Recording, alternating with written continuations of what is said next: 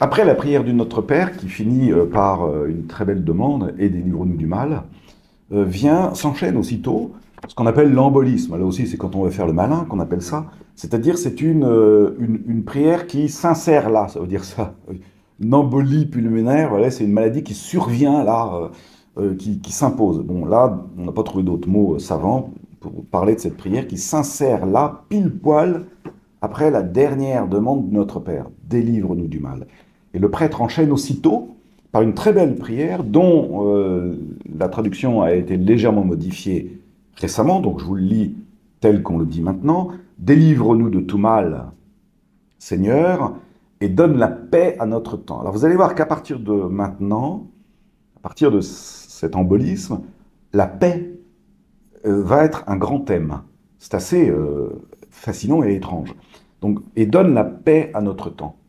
Bon, ça, évidemment, délivre-nous du mal, la paix, ça laisse entendre, bien sûr, non sans raison, que le pire des maux qui puissent nous arriver, c'est bien la guerre. Et donc, voilà, c'est délivre-nous du mal, le mal absolu, c'est la guerre. Alors après, décliné avec des éléments moins graves que la guerre totale que certains pays connaissent, mais de fait, c'est le pire qui puisse arriver. Donc, donne-nous la paix. La paix comme étant vraiment une sorte de vraie bénédiction, quoi. Nous, qui ne sommes plus en guerre depuis longtemps, on ne se rend plus bien compte de ça. C'est intéressant quand même de s'en rendre compte, quelle chance on a, quoi. Nous n'avons pas la guerre. Enfin bref.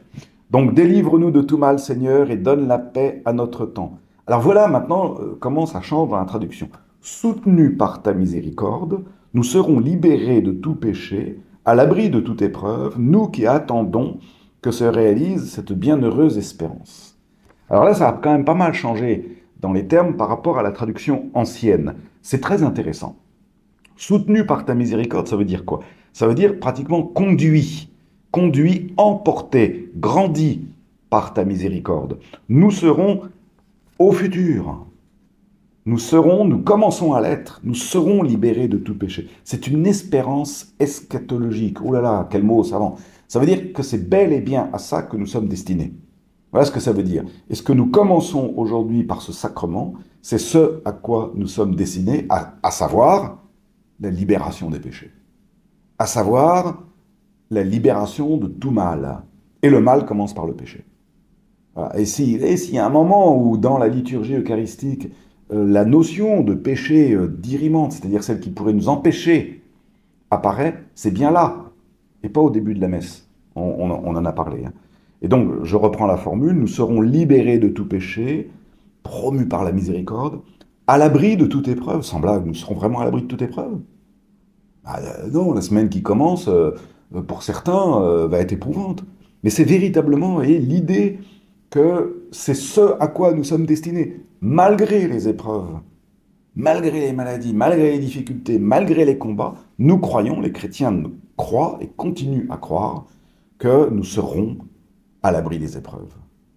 Voilà, que comparaître face à Dieu, c'est pas une épreuve, c'est un réconfort, c'est notre destinée.